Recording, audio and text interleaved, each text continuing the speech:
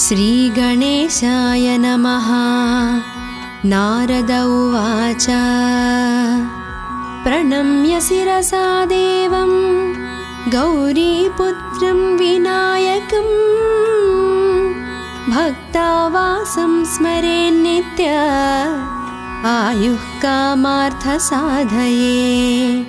प्रथमं वक्रतुण्डं च एकदन्तं द्वितीयकं तृतीयं कृष्णपिङ्गाक्षं गजवक्त्रं चतुर्धकं लम्बोदरं पञ्चमं च षष्ठं विकटमेव च सप्तमं विघ्नराजेन्द्रं च धूम्रवर्णं तथाष्टमं नवमं भालचन्द्रं च दशमं तु विनायकम् एकदंसं गणपतिं द्वादशं तु गजाननं द्वादशैतानि नामानि त्रिसन्ध्यं यः पठेन्नरः न च विघ्नभयं तस्य सर्वसिद्धिकरं प्रभो।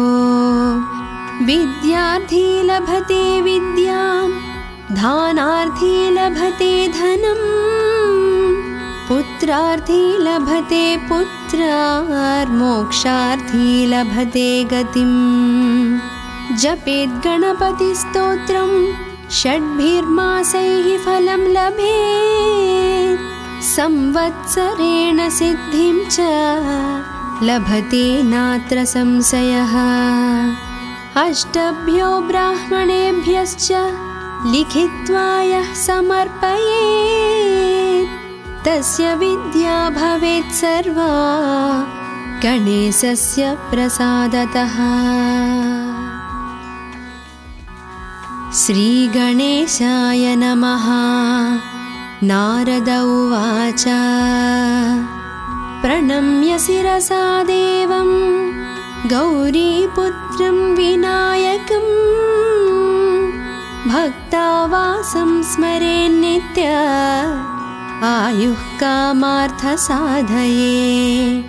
प्रथमं वक्रतुण्डं च एकदन्तं द्वितीयकं तृतीयं कृष्णपिङ्गाक्षं गजवक्त्रं चतुर्धकं लम्बोदरं पञ्चमं च षष्ठं विकटमेव च सप्तमं विघ्नराजेन्द्रं च धूम्रवर्णं तथाष्टमं नवमं भालचन्द्रं च दशमं तु विनायकम् एकदंसं गणपतिं द्वादशं तु गजाननं द्वादशैतानि नामानि त्रिसन्ध्यं यः पठेन्नरः न च विघ्नभयं तस्य सर्वसिद्धिकरं प्रभो। विद्यार्थी लभते विद्यां धानार्थी लभते धनं पुत्रार्थी लभते पुत्रार्मोक्षार्थी लभते गतिं। जपेत् गणपतिस्तोत्रं षड्भिर्मासैः फलं लभेत् संवत्सरेण सिद्धिं च लभते नात्र संशयः। अष्टभ्यो ब्राह्मणेभ्यश्च लिखित्वा यः समर्पयेत् तस्य विद्या भवेत् सर्वा गणेशस्य प्रसादतः। श्रीगणेशाय नमः। नारद उवाच प्रणम्य शिरसा देवं गौरीपुत्रं विनायकं भक्तावासं स्मरेन्नित्य आयुः कामार्थसाधये। प्रथमं वक्रतुण्डं च एकदन्तं द्वितीयकं तृतीयं कृष्णपिङ्गाक्षं गजवक्त्रं चतुर्धकं लम्बोदरं पञ्चमं च षष्ठं विकटमेव च सप्तमं विघ्नराजेन्द्रं च धूम्रवर्णं तथाष्टमं नवमं फालचन्द्रं च दशमं तु विनायकम् एकदंसं गणपतिं द्वादशं तु गजाननम् द्वादशैतानि नामानि त्रिसन्ध्यं यः पठेन्नरः न च विघ्नभयं तस्य सर्वसिद्धिकरं प्रभो विद्यार्थी लभते विद्यां धानार्थी लभते धनं पुत्रार्थी लभते पुत्रार्मोक्षार्थी लभते गतिम् जपेत् गणपतिस्तोत्रं षड्भिर्मासैः फलं लभेत् संवत्सरेण सिद्धिं च लभते नात्र संशयः अष्टभ्यो ब्राह्मणेभ्यश्च लिखित्वा यः समर्पयेत् तस्य विद्या भवेत् सर्वा गणेशस्य प्रसादतः। श्रीगणेशाय नमः। नारद उवाच प्रणम्य शिरसा देवं गौरीपुत्रं विनायकं भक्तावासं स्मरेन्नित्य आयुः कामार्थसाधये प्रथमं वक्रतुण्डं च एकदन्तं द्वितीयकं तृतीयं कृष्णपिङ्गाक्षं गजवक्त्रं चतुर्धकं लम्बोदरं पञ्चमं च षष्ठं विकटमेव च सप्तमं विघ्नराजेन्द्रं च धूम्रवर्णं तथाष्टमं नवमं फालचन्द्रं च दशमं तु विनायकम् एकदंसं गणपतिं द्वादशं तु गजाननं द्वादशैतानि नामानि त्रिसन्ध्यं यः पठेन्नरः न च विघ्नभयं तस्य सर्वसिद्धिकरं प्रभो विद्यार्थी लभते विद्यां धानार्थी लभते धनं पुत्रार्थी लभते पुत्रार्मोक्षार्थी लभते गतिम् जपेत् गणपतिस्तोत्रं षड्भिर्मासैः फलं लभेत् संवत्सरेण सिद्धिं च लभते नात्र संशयः अष्टभ्यो ब्राह्मणेभ्यश्च लिखित्वा यः समर्पयेत् तस्य विद्या भवेत् सर्वा गणेशस्य प्रसादतः। श्रीगणेशाय नमः। नारद उवाच प्रणम्य शिरसा देवं गौरीपुत्रं विनायकं भक्तावासं स्मरेन्नित्य आयुः कामार्थसाधये प्रथमं वक्रतुण्डं च एकदन्तं द्वितीयकं तृतीयं कृष्णपिङ्गाक्षं गजवक्त्रं चतुर्धकं लम्बोदरं पञ्चमं च षष्ठं विकटमेव च सप्तमं विघ्नराजेन्द्रं च धूम्रवर्णं तथाष्टमं नवमं फालचन्द्रं च दशमं तु विनायकम् एकदंसं गणपतिं द्वादशं तु गजाननं द्वादशैतानि नामानि त्रिसन्ध्यं यः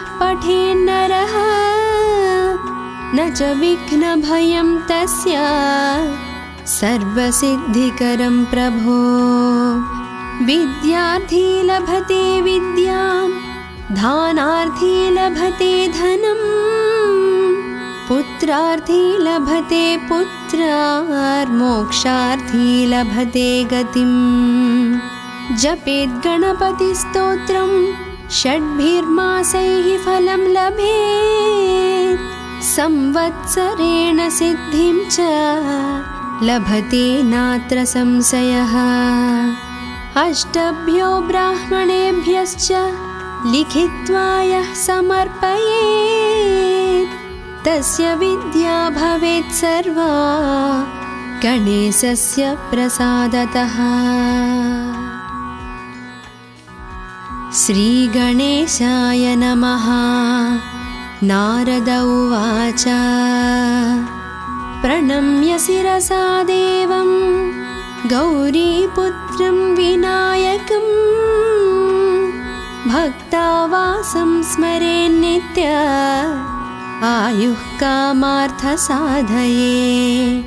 प्रथमं वक्रतुण्डं च एकदन्तं द्वितीयकं, तृतीयं कृष्णपिङ्गाक्षं गजवक्त्रं चतुर्धकं, लम्बोदरं पञ्चमं च षष्ठं विकटमेव च, सप्तमं विघ्नराजेन्द्रं च धूम्रवर्णं तथाष्टमं, नवमं भालचन्द्रं च दशमं तु विनायकम्, एकदंसं गणपतिं द्वादशं तु गजाननं।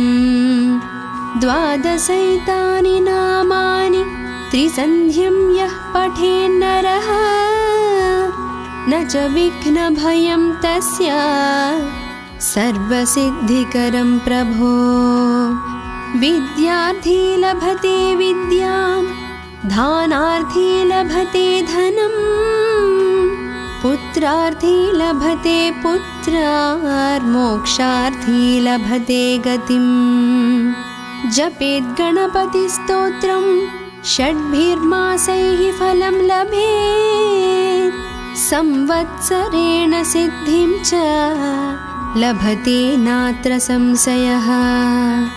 अष्टभ्यो ब्राह्मणेभ्यश्च लिखित्वा यः समर्पयेत्, तस्य विद्या भवेत् सर्वा गणेशस्य प्रसादतः। श्रीगणेशाय नमः।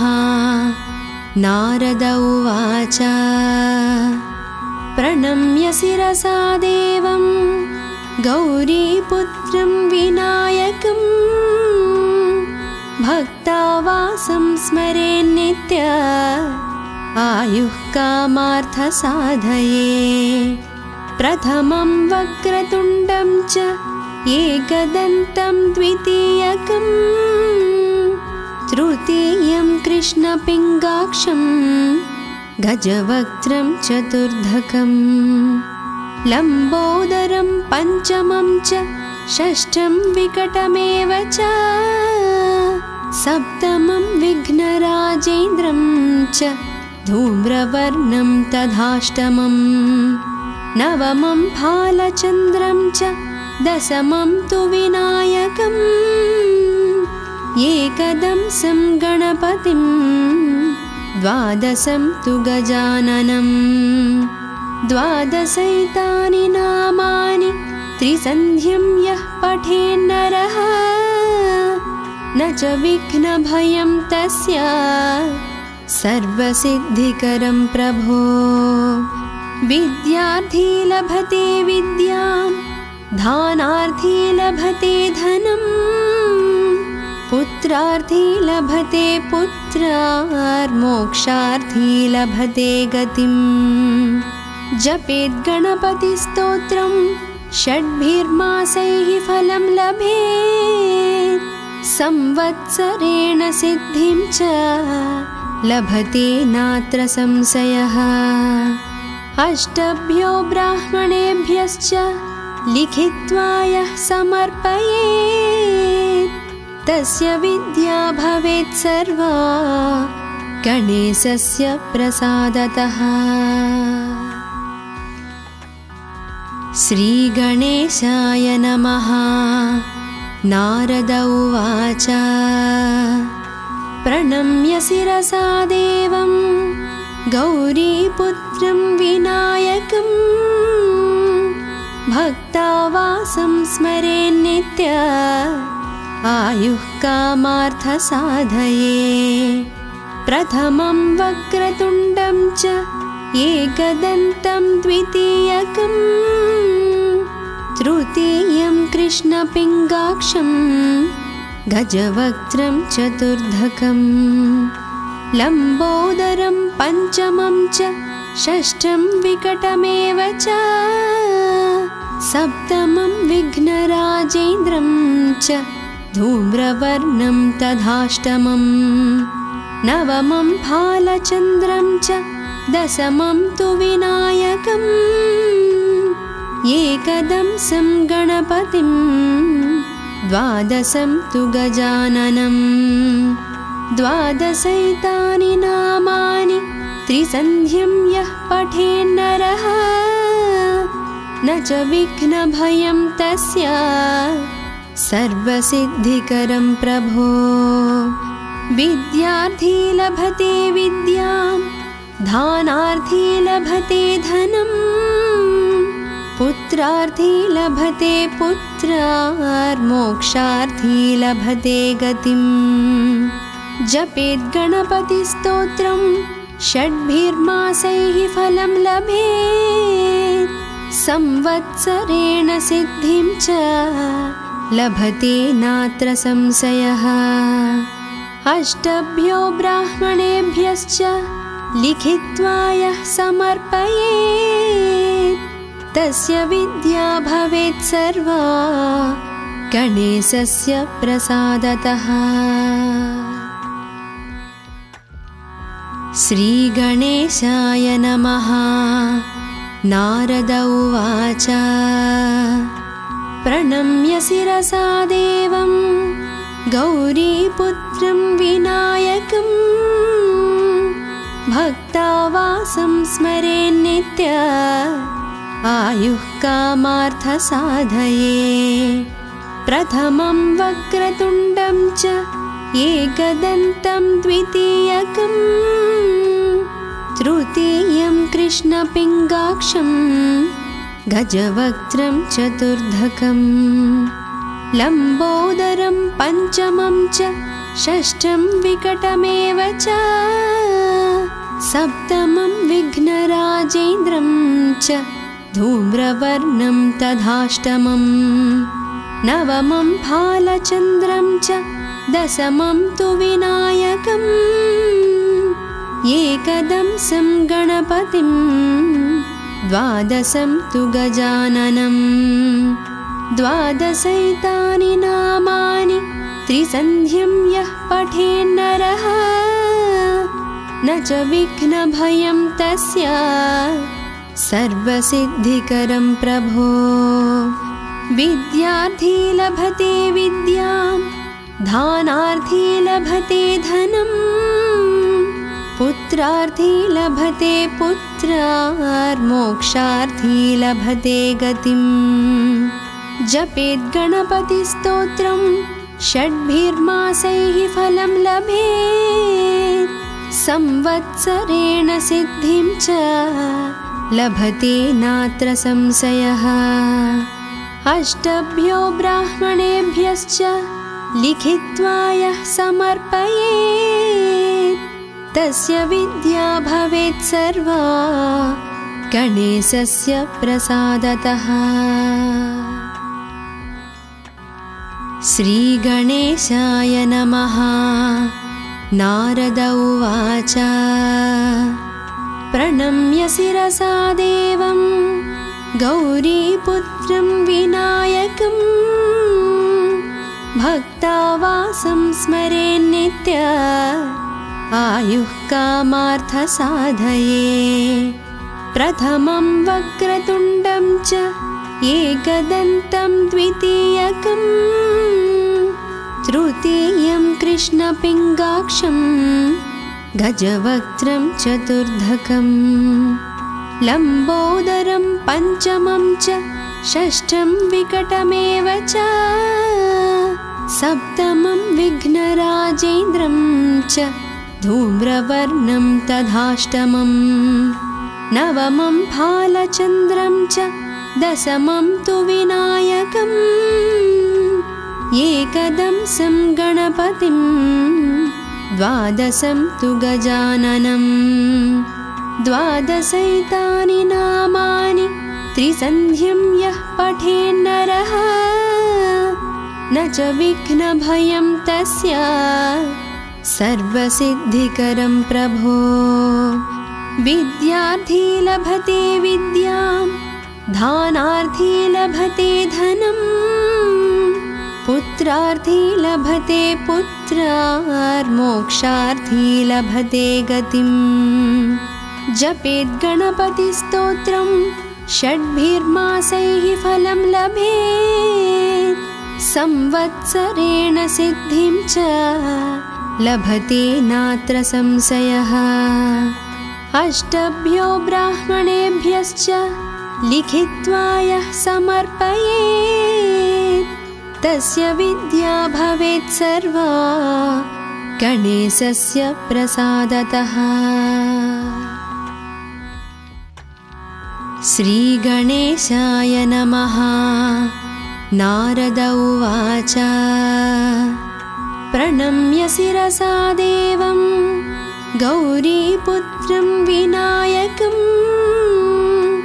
भक्तावासं स्मरेन्नित्य आयुः कामार्थसाधये प्रथमं वक्रतुण्डं च एकदन्तं द्वितीयकं तृतीयं कृष्णपिङ्गाक्षं गजवक्त्रं चतुर्धकं लम्बोदरं पञ्चमं च षष्ठं विकटमेव च सप्तमं विघ्नराजेन्द्रं च धूम्रवर्णं तथाष्टमं नवमं भालचन्द्रं च दशमं तु विनायकम् एकदंसं गणपतिं द्वादशं तु गजाननं द्वादशैतानि नामानि त्रिसन्ध्यं यः पठेन्नरः न च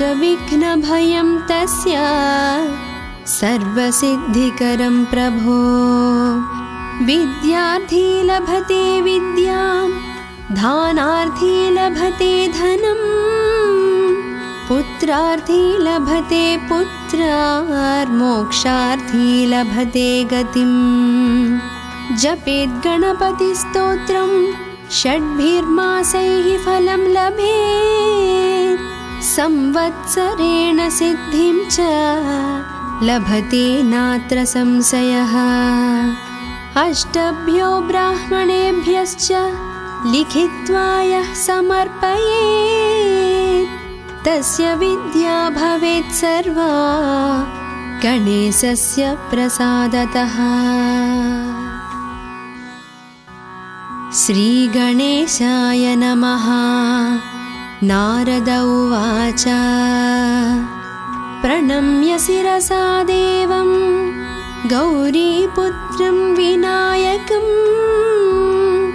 भक्तावासं स्मरेन्नित्य आयुः कामार्थसाधये प्रथमं वक्रतुण्डं च एकदन्तं द्वितीयकं तृतीयं कृष्णपिङ्गाक्षं गजवक्त्रं चतुर्धकं लम्बोदरं पञ्चमं च षष्ठं विकटमेव च सप्तमं विघ्नराजेन्द्रं च धूम्रवर्णं तथाष्टमं नवमं भालचन्द्रं च दशमं तु विनायकम् एकदंसं गणपतिं द्वादशं तु गजाननं द्वादशैतानि नामानि त्रिसन्ध्यं यः पठेन्नरः न च विघ्नभयं तस्य सर्वसिद्धिकरं प्रभो। विद्यार्थी लभते विद्यां दानार्थी लभते धनं पुत्रार्थी लभते पुत्रार्मोक्षार्थी लभते गतिम्। जपेत् गणपतिस्तोत्रं षड्भिर्मासैः फलं लभेत् संवत्सरेण सिद्धिं च लभते नात्र संशयः।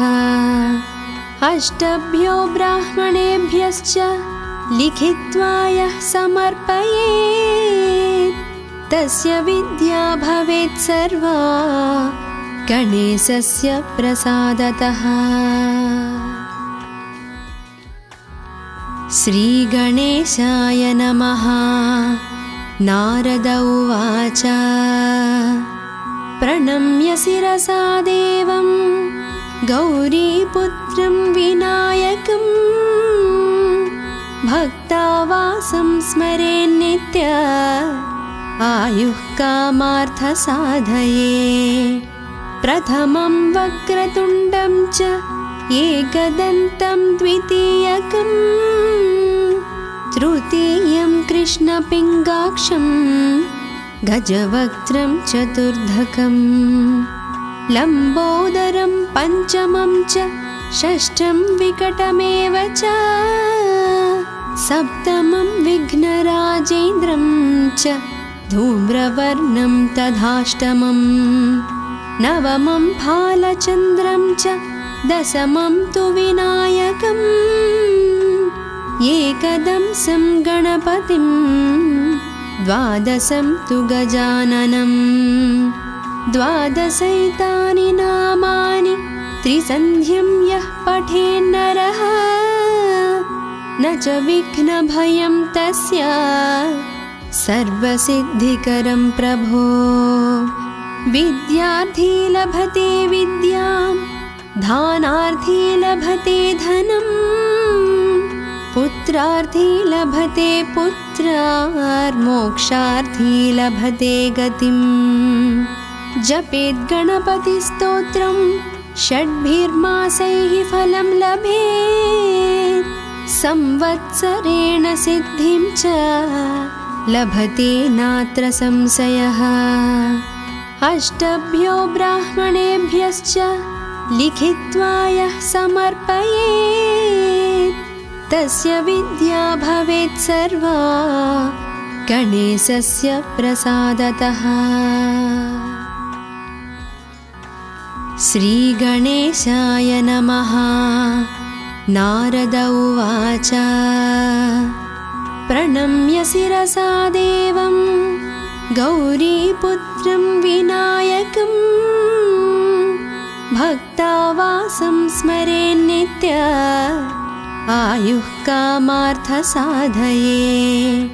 प्रथमं वक्रतुण्डं च एकदन्तं द्वितीयकं तृतीयं कृष्णपिङ्गाक्षं गजवक्त्रं चतुर्धकं लम्बोदरं पञ्चमं च षष्ठं विकटमेव च सप्तमं विघ्नराजेन्द्रं च धूम्रवर्णं तथाष्टमं नवमं भालचन्द्रं च दशमं तु विनायकम् एकदंसं गणपतिं द्वादशं तु गजाननम्।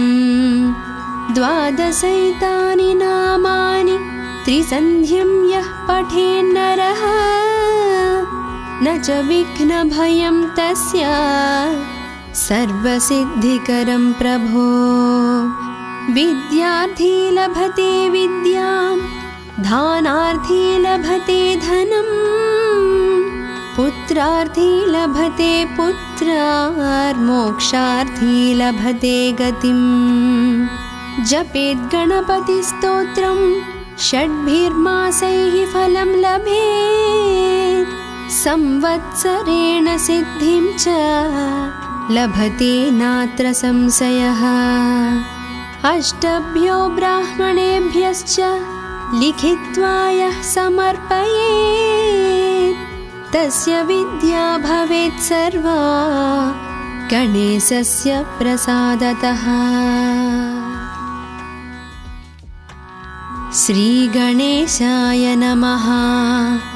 नारद उवाच प्रणम्य शिरसा देवं गौरीपुत्रं विनायकं भक्तावासं स्मरेन्नित्य आयुः कामार्थसाधये। प्रथमं वक्रतुण्डं च एकदन्तं द्वितीयकं तृतीयं कृष्णपिङ्गाक्षं गजवक्त्रं चतुर्धकं लम्बोदरं पञ्चमं च षष्ठं विकटमेव च सप्तमं विघ्नराजेन्द्रं च धूम्रवर्णं तथाष्टमं नवमं फालचन्द्रं च दशमं तु विनायकम् एकदंसं गणपतिं द्वादशं तु गजाननं द्वादशैतानि नामानि त्रिसन्ध्यं यः पठेन्नरः न च विघ्नभयं तस्य सर्वसिद्धिकरं प्रभो। विद्यार्थी लभते विद्यां दानार्थी लभते धनं पुत्रार्थी लभते पुत्रार्मोक्षार्थी लभते गतिं। जपेत् गणपतिस्तोत्रं षड्भिर्मासैः फलं लभेत् संवत्सरेण सिद्धिं च लभते नात्र संशयः। अष्टभ्यो ब्राह्मणेभ्यश्च लिखित्वा यः समर्पयेत् तस्य विद्या भवेत् सर्वा गणेशस्य प्रसादतः। श्रीगणेशाय नमः। नारद उवाच प्रणम्य शिरसा देवं गौरीपुत्रं विनायकं भक्तावासं स्मरेन्नित्य आयुः कामार्थसाधये। प्रथमं वक्रतुण्डं च एकदन्तं द्वितीयकं तृतीयं कृष्णपिङ्गाक्षं गजवक्त्रं चतुर्धकं लम्बोदरं पञ्चमं च षष्ठं विकटमेव च सप्तमं विघ्नराजेन्द्रं च धूम्रवर्णं तथाष्टमं नवमं फालचन्द्रं च दशमं तु विनायकम् एकदंसं गणपतिं द्वादशं तु गजाननं द्वादशैतानि नामानि त्रिसन्ध्यं यः पठेन्नरः न च विघ्नभयं तस्य सर्वसिद्धिकरं प्रभो। विद्यार्थी लभते विद्यां दानार्थी लभते धनं पुत्रार्थी लभते पुत्रार्मोक्षार्थी लभते गतिं। जपेत् गणपतिस्तोत्रं षड्भिर्मासैः फलं लभेत् संवत्सरेण सिद्धिं च लभते नात्र संशयः। अष्टभ्यो ब्राह्मणेभ्यश्च लिखित्वा यः समर्पयेत् तस्य विद्या भवेत् सर्वा गणेशस्य प्रसादतः। श्रीगणेशाय नमः। नारद उवाच प्रणम्य शिरसा देवं गौरीपुत्रं विनायकं भक्तावासं स्मरेन्नित्य आयुः कामार्थसाधये।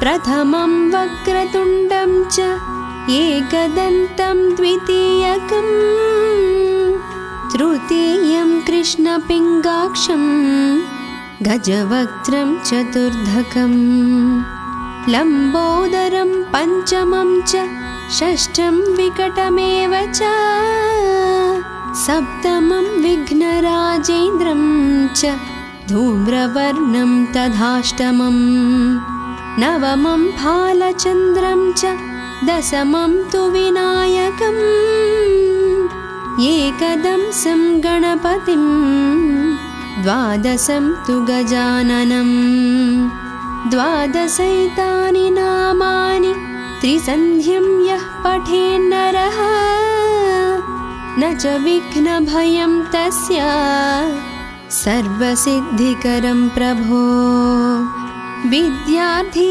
लभते विद्यां धानार्थी लभते धनं पुत्रार्थी लभते पुत्रार्मोक्षार्थी लभते गतिं जपेत् गणपतिस्तोत्रं षड्भिर्मासैः फलं लभेत् संवत्सरेण सिद्धिं च लभते नात्र संशयः अष्टभ्यो ब्राह्मणेभ्यश्च लिखित्वा यः समर्पयेत् तस्य विद्या भवेत् सर्वा गणेशस्य प्रसादतः। श्रीगणेशाय नमः। नारद उवाच प्रणम्य शिरसा देवं गौरीपुत्रं विनायकं भक्तावासं स्मरेन्नित्य आयुः कामार्थसाधये प्रथमं वक्रतुण्डं च एकदन्तं द्वितीयकं तृतीयं कृष्णपिङ्गाक्षं गजवक्त्रं चतुर्धकं लम्बोदरं पञ्चमं च षष्ठं विकटमेव च सप्तमं विघ्नराजेन्द्रं च धूम्रवर्णं तथाष्टमं नवमं फालचन्द्रं च दशमं तु विनायकम् एकदंसं गणपतिं द्वादशं तु गजाननं द्वादशैतानि नामानि त्रिसन्ध्यं यः पठेन्नरः न च विघ्नभयं तस्य सर्वसिद्धिकरं प्रभो विद्यार्थी लभते विद्यां धानार्थी लभते धनं पुत्रार्थी लभते पुत्रार्मोक्षार्थी लभते गतिं जपेत् गणपतिस्तोत्रं षड्भिर्मासैः फलं लभेत् संवत्सरेण सिद्धिं च लभते नात्र संशयः अष्टभ्यो ब्राह्मणेभ्यश्च लिखित्वा यः समर्पयेत् तस्य विद्या भवेत् सर्वा गणेशस्य प्रसादतः। श्रीगणेशाय नमः। नारद उवाच प्रणम्य शिरसा देवं गौरीपुत्रं विनायकं भक्तावासं स्मरेन्नित्य आयुः कामार्थसाधये प्रथमं वक्रतुण्डं च एकदन्तं द्वितीयकं तृतीयं कृष्णपिङ्गाक्षं गजवक्त्रं चतुर्धकं लम्बोदरं पञ्चमं च षष्ठं विकटमेव च सप्तमं विघ्नराजेन्द्रं च धूम्रवर्णं तथाष्टमं नवमं फालचन्द्रं च दशमं तु विनायकम् एकदंसं गणपतिं द्वादशं तु गजाननं। द्वादशैतानि नामानि त्रिसन्ध्यं यः पठेन्नरः न च विघ्नभयं तस्य सर्वसिद्धिकरं प्रभो। विद्यार्थी लभते विद्यां, दानार्थी लभते धनं, पुत्रार्थी लभते पुत्रार्मोक्षार्थी लभते गतिम्। जपेत् गणपतिस्तोत्रं षड्भिर्मासैः फलं लभेत्, संवत्सरेण सिद्धिं च लभते नात्र संशयः।